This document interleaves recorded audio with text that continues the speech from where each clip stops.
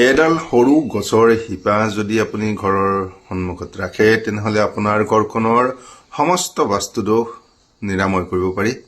নমস্কাৰ, মই এষ্ট্ৰলজাৰ বনজিৎ শৰ্মা।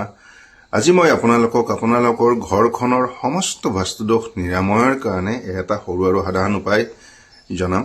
আপোনালোকে এই কামটো কৰিলে আপোনাৰ ঘৰখনত যিকোনো ধৰণৰ বাস্তুদোষেই নাথাকক কিয় তাৰ পৰা পৰিত্ৰাণ নিশ্চয় পাব। আমি চিনি পাওঁ তুলসী গছ। তো তুলসী গছৰ 7ডাল শিপা, ইমানমান দীঘল 7ডাল শিপা আপোনালোকে লৈ আহিব, ধুনীয়াকৈ তাক ধুব। এইটো কাম কৰিব শুকুৰবাৰে। শুকুৰবাৰে আনি পেলাই ধুনীয়াকৈ ধুব, ধুই লৈ পেলাই সুন্দৰকৈ ৰাখি দিব। এখন ৰঙা কাপোৰ আনিব, সৰু অকণমানি ৰঙা কাপোৰ, আৰু ৰঙা সূতাও লাগিব।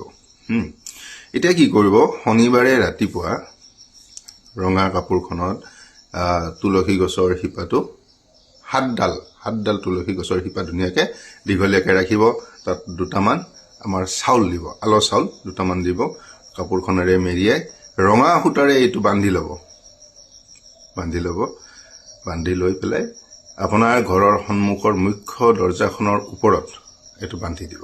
ঘৰখনৰ যিমান বাস্তুদোষ আছে সকলো বাস্তুদোষৰ পৰা পৰিত্ৰাণ পাব। ঘৰখনত টকা পইচা সুখ সমৃদ্ধি অতি সোনকালে আহিবলৈ আৰম্ভ হ'ব। ধন্যবাদ।